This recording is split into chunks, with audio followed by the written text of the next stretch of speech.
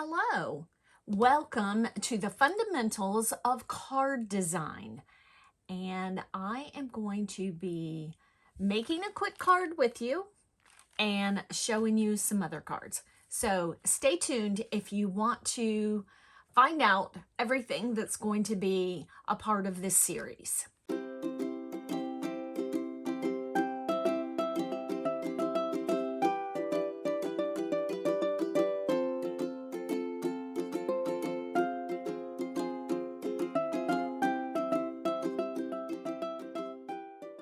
Hello, my crafty friends. This is Teresa with Fresh and Renewed with Teresa, and I am here today for my video number 1 in the Fundamentals of Card Design series.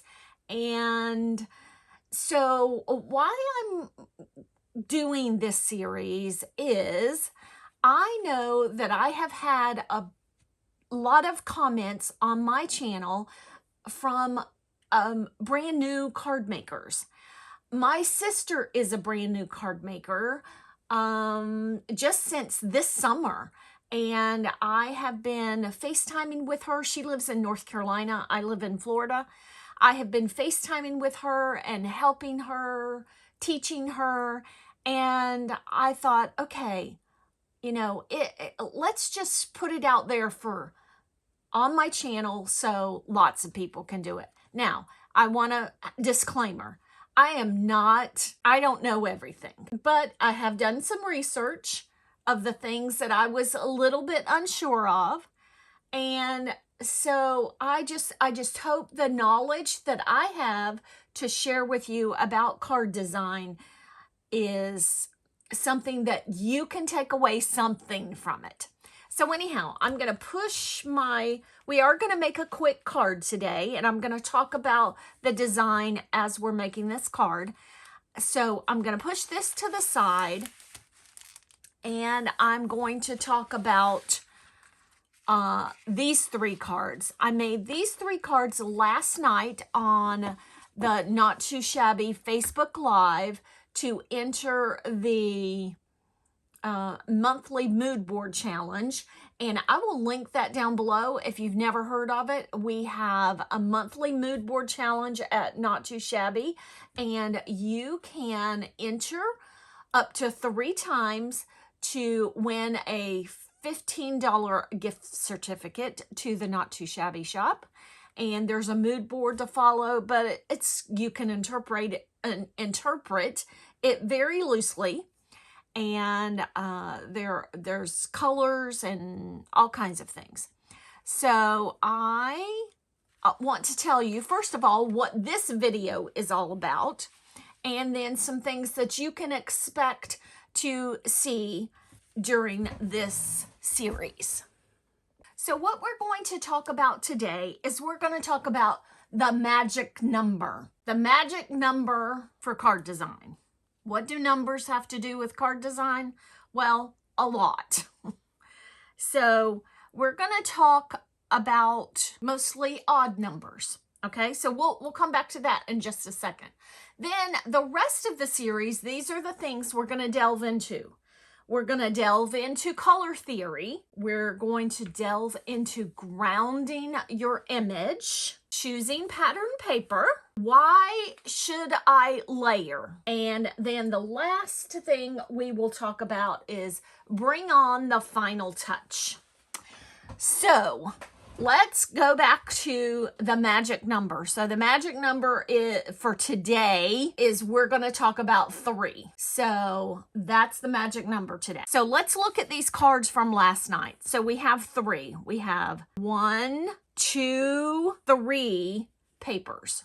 We have 1 pattern number 2, and then a solid. We have 3 pieces of ephemera, and we'll come back and talk about the pieces of ephemera in just a second.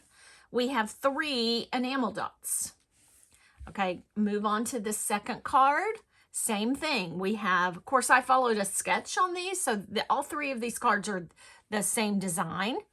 We have your pattern paper, and we have your second pattern paper, and we have your solid paper here. we have 3 enamel dots, and we have 3 pieces of ephemera. This card doesn't fit that rule because we still have our two pattern papers, the 2 on the outside and the 1 in the middle, but we only have 1 piece of ephemera. But you know what? That's okay, because it's large, it's a grouping, it's it has multiple elements, and so that's okay. So then we have our 3 enamel dots. So and the reason of 3 is having an odd number of something, especially 3, is more pleasing to your eye. It draws your focal point together with those 3. So let's go back to the ephemera for just a second, and then I want to interject here that some of these videos in this series, they're going to overlap, because I don't want to just sit here and talk at you for 15 minutes. I want to show you some examples. And so for the most part, you know, the cards, they're not all going to be exactly alike, but they're all going to, you know, have the same kinds of elements, the same principle for all of them. So anyhow, on my ephemera, I have a grouping of 3, and I have grouped them together. They're not spaced apart. They're not all over the place. They're grouped together. So the same with this one. I placed 1 actually behind the largest one, and then 1 in front. A lot of times I like to pop up the image that's in the front. So, and then this one, I pop the whole image up. Usually if I have a large focal piece, I like to pop that up to give it some dimension and to have some visual interest there. So those are my 3 cards from last night. I sure hope that you were able to take something away from that. And then we will get to our card that we're going to make for today. And I've cut everything out, but I have not put anything together. We're going to do a few kind of different things. I am using the sketch from Crystal Minkler, who is my friend. And she runs the Build Your Stash of Holiday Cards Facebook group. And my glue is kind of clogging or running slow. I don't know what the deal is. Feels like it's almost empty. And so she runs that Facebook group. And she has a monthly sketch. And she also, you know, sends out a prize. She chooses a winner at the end of the month.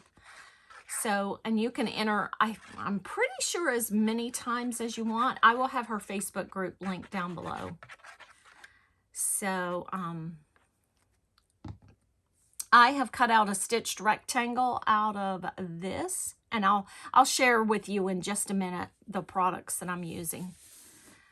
Okay, so we have that down there, and I should have done something before I did that. Okay, we're going to need to cut this piece because the die I used to cut this was a little bit too long. So get out our trimmer and just cut it at the line. I use a Fiskars trimmer. I use 2 different ones. I use the card making trimmer, and then I use a larger one too when I need it. Okay, so I'm going to put that right there. Okay, so we're going to put this right there, but before we do that, I want to provide a spot for my ephemera. You know, I mentioned grounding. So I want to provide a spot for my ephemera, and we'll talk about that in a later video. Cut this off. This piece was an addition to the sketch. This piece that's going to go on, and then we'll arrange our pieces of ephemera. So you see we have 3. We have, well, actually we're going to have 4 because this is where our sentiment is going to go. So, but they all complement each other, so that is okay. So there's my little gingerbread man, and we're going to glue him down flat. You're going to think this is an odd card because we are making a birthday card today.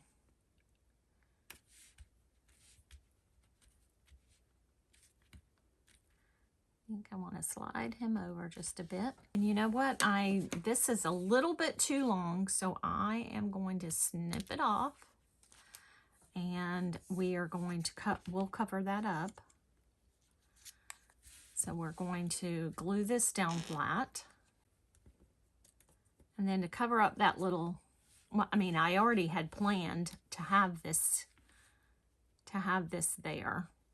But to cover up that little, where we cut the tail of the balloons off, we're going to pop up this candy cane.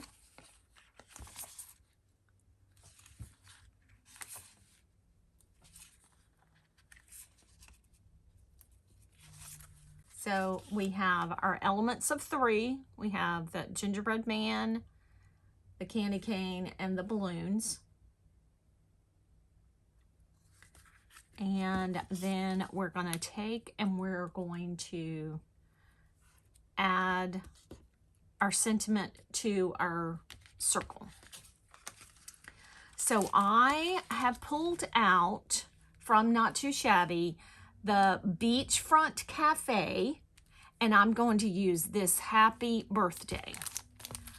Yes, we are making a gingerbread birthday card because people have birthdays in December, and in fact, I have a cousin that his birthday is December 24th. I have a friend that has a daughter.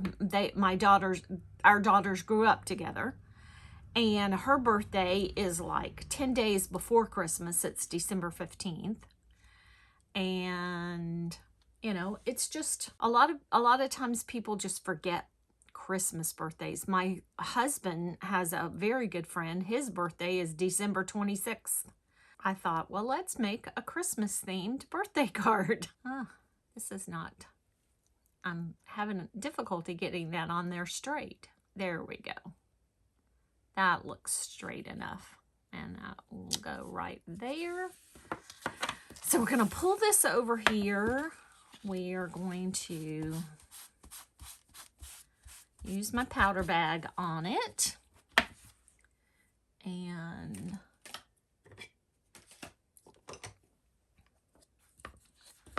we're going to stamp the happy birthday with Versamark.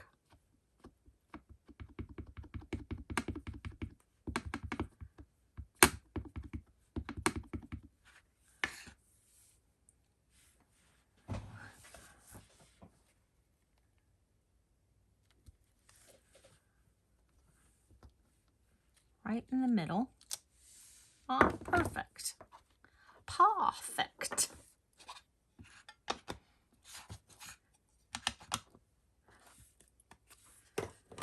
And then we will heat emboss it with some gold embossing powder. I have Simon Says Stamp Ultra Fine Gold. Pour our embossing powder back into our container.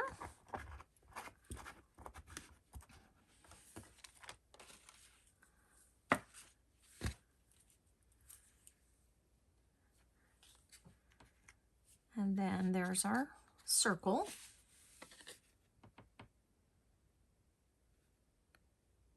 Oops. Okay,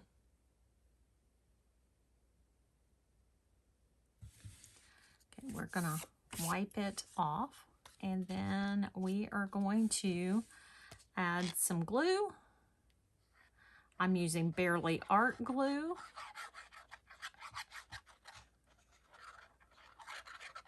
Which you can pick up in the Not Too Shabby Shop. And I'm gonna put that happy birthday right there. These enamel dots are the Fall is Coming collection from Not Too Shabby. And I do know that she only has a very few of these left over. So you might want to run quickly to get these. So we're gonna add 3 enamel dots. 1 up there in the corner, and then 2 over here by our sentiment. And then we have our card. And now a card is not finished unless the inside is finished. And I ran out of paper that I use for the inside of my card, so I just want to show you this. If you, I usually buy Georgia Pacific paper from Walmart. It's a thin, very thin cardstock, and I ran completely out. I also have used Accent Opaque 80-pound cardstock that I get off of Amazon. But I just ran completely out of that kind of cardstock. So I went to Walmart. No Georgia Pacific paper anywhere. I don't know if they've quit carrying it or what. So I found this Color Box 50 sheets of smooth white cardstock. It has a little line at the top right here, a little perforated line, but it's not perforated. And so I just make sure that's on the back. It is very, very thin. So I thought, okay, well, that's what we will use on the inside of our card.